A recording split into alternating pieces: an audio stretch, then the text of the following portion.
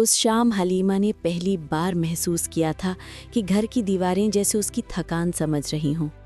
वो पूरा दिन सिलाई करती रही थी और फिर भी चेहरे पर मुस्कुराहट झूठी नहीं लगती। हलीमा की माँ ने उसे आवाज़ दी, बेटा आज तुम्हारी फुप्पी आ रही हैं। हलीमा ने चुप करके सर झुका दिया, लेकिन अंदर कुछ हल्का सा बोझ ज़रूर लगा। फूफी सलमा कभी खुश मिजाज नहीं रही थी, ना हलीमा की माँ को बर्दाश्त कर पाई, ना ही उनके घर की सादगी को। मगर इस दफ़ा फूफी एक अजीब मीठी मुस्कुराहट लेकर आईं। उनकी आंखों में वो चमक थी जो हलीमा को समझ ना आई, लेकिन उसने सोचा शायद किस्मत उसके लिए थोड़ी नरम हो रही है। फूफी बैठते ही बहुत प्यार से बोली, हलीमा को देखकर मेरा दिल खुश हो गया, बिल्कुल अपनी ही बेटी लगती है। हलीमा की माँ ने हैरानी से देखा, जबकि हलीमा ने हल्का सा सलाम किया। फिर फुप्पी ने बम गिरा दिया, हम रिश्ता लेकर आए हैं, मेरा बेटा दानिश तुम्हारी बेटी को पसंद करता है। हलीमा ने सर उठाकर फुप्पी के चेहरे को देखा। उसकी आंखों में यकीन और शर्म दोनों बराबर मौजूद थे। हलीमा ने सोचा शायद अल्लाह ने सच में उसकी ज़िंदगी बदलने का इरादा किया है। शादी से पहले दानिश बहुत ही शरीफ, तमीज़दार और समझदार नजर आया। जब भी बात होती वो धीरे से कहता, हलीमा तुम फिक्र मत करो, मैं तुम्हारे हर बोझ का हिस्सा बनूंगा। हलीमा के दिल में अजीब सी सुकून की लकीर फैल जाती। उसे लगता कि शायद ये वही जिंदगी है जिसका ख्वाब हर लड़की देखती है। मगर इस ख्वाब के नीचे वो सच छुपा था जो भी किसी को नजर नहीं आ रहा था। शादी बहुत सादगी से हो गई। हलीमा रुखसती होकर जब दानिश के घर पहुंची, वो फूफी ने मीठी मुस्कुराहट के साथ उसका हाथ पकड़ा और धीरे से कहा, अब ये घर तुम्हारा है, बस कुर्बानियों की आदत डाल लो। हलीमा को उस वक्त कुछ समझ नहीं आया, बस उसने सर झुका दिया। पहले 2 दिन सब ठीक था, घर में सुकून था। दानिश अक्सर प्यार से उसे अजीब अजीब बातें सुनाता, तुम सीधी लड़की हो, मुझे तुम्हारी मासूमियत पसंद है। हलीमा मुस्कुराती, मगर फिर धीरे धीरे हवा बदलने लगी। एक रात खाने के वक्त फुफ्फी ने अचानक पूछा, हलीमा तुम्हारे माँ बाप ने क्या दिया? सोना जायदाद कुछ तो दिया होगा ना? हलीमा ने शर्मे से कहा, अम्मी ने बस कुछ छोटी चीजें दी हैं, ज्यादा नहीं। फूफी का चेहरा एकदम सख्त हो गया। ये ज्यादा नहीं क्या होता है? शादियां जिम्मेदारियां होती हैं। तुम्हारा घर तो माशाल्लाह अच्छा है, सुना है तुम्हारे नाम एक छोटा प्लॉट भी लिखवा रखा है। हलीमा का दिल एक पल को रुक सा गया। वो हैरान थी कि फुफ्फी को ये बात कैसे पता चली। दानिश ने उस रात हलीमा से बात करने की कोशिश की। अम्मी ओल्ड फैशन है, तुम टेंशन मत लो। लेकिन उसके लहजे में वो बारीकी थी जो पहले कभी नहीं थी। उस रात हलीमा ने बहुत देर तक सोचा कि ये बात इतनी ज़रूरी क्यों बन गई। अगले दिन फुफ्फी का असली रंग निकलकर सामने आ गया। वो ब्रेकफास्ट की टेबल पर बोल उठी, देखो हलीमा, तुम्हारी माँ ने तुम्हारे नाम चीज़ें लिखवा रखी हैं, तो उनमें से कुछ तो यहाँ आना चाहिए। घर चलता कैसे है, बरकत किससे आती है? हलीमा की आंखों में आंसू भर आए, पर वो चुप रही। वो पहली बार महसूस कर रही थी कि शादी के बाद उसे इज्जत से ज़्यादा हिसाब किताब की ज़रूरत समझा जा रहा था। दिन गुजरते गए और फुफ्फी का टोन हार्श होता गया। ऐसा करती हो, कोई तुम्हारे घर से 2 तोलाज ले आओ, शादी में तुम्हें दिया ही किस लिए था? हलीमा के दिल में चुभन बढ़ती गई। वो नहीं समझ पा रही थी कि क्यों पैसे उनके लिए सबसे बड़ा मसला बन गए। दानिश भी अब वैसा नहीं रहा था। जब हलीमा रोते हुए कहती, मैंने क्या गलती की है, तो वो बस ठंडा सा कहता, हलीमा तुम अननेसेसरली इमोशनल होती हो, अम्मी ठीक ही कहती हैं। उस रात हलीमा ने पहली बार तन्हा बैठे रो कर कहा, ये सब झूठ लगता है, सब मोहब्बत सिर्फ दिखावा था। उसके दिल में पहली दफा शक का बीज उग गया। एक दिन हलीमा ने बेइख्तियार फूफी और उनकी बहन को किचन में बात करते सुन लिया। फूफी हंसी दबाते हुए कह रही थी, शुक्र है रिश्ता हमने सही टाइम पर पक्का कर लिया, प्लॉट का काम भी जल्दी हो जाएगा। लड़की तो सीधी है, समझ ही नहीं पाएगी। फूफी की बहन ने जवाब दिया, बस दानिश को थोड़ा प्रेशराइज करने दो, वो अपनी बीवी से दिल की बात मनवा लेगा। हलीमा की रूह तक जम गई। उसे लगा जैसे पैरों के नीचे से जमीन निकल गई हो।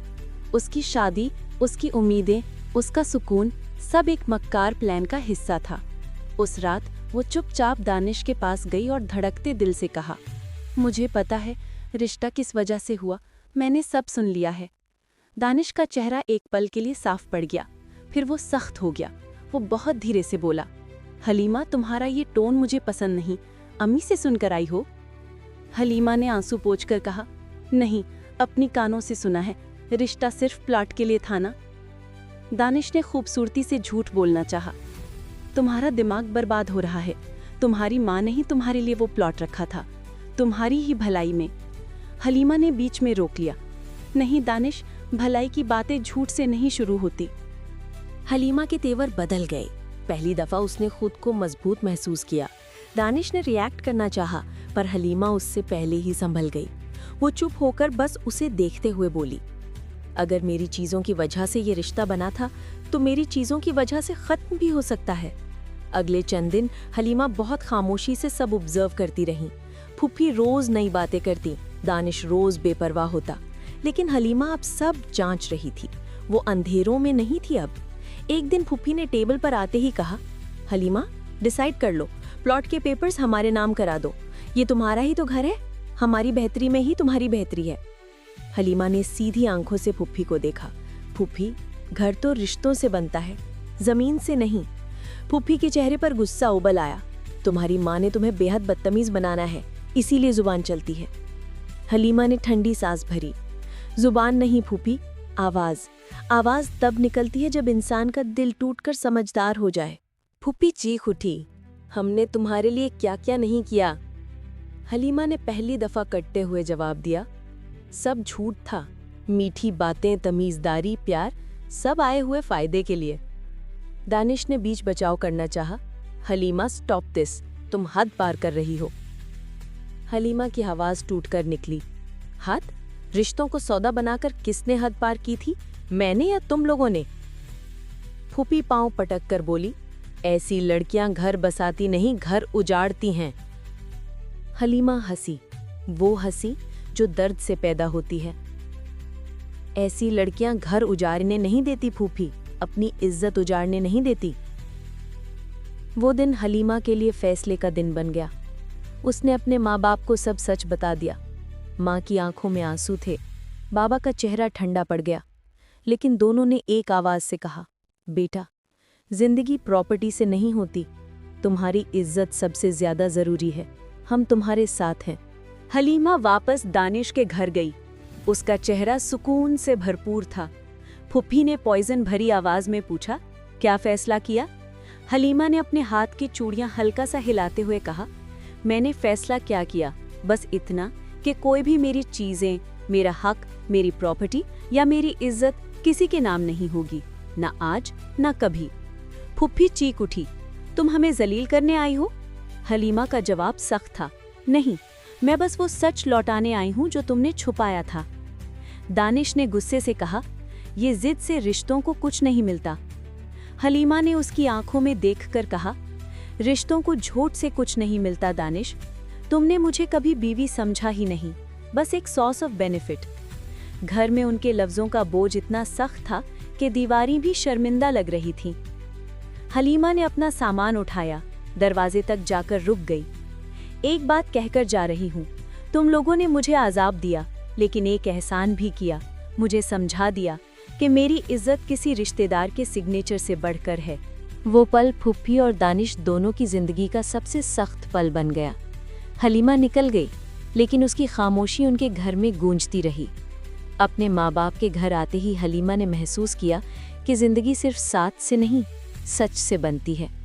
उसने प्लॉट को कभी किसी को नहीं दिया, वो उसका फ्यूचर था, और उसने उस फ्यूचर को अपनी शर्त पर जीना सीख लिया। हलीमा ने अपनी जिंदगी और इज्जत वापस जीत ली और सबको ये सबक दे दिया कि रिश्तों की मिठास मीठी जुबान से नहीं, मीठी नीयत से होती है, और अगर नीयत साफ ना हो तो रिश्ता सिर्फ धोखा होता है।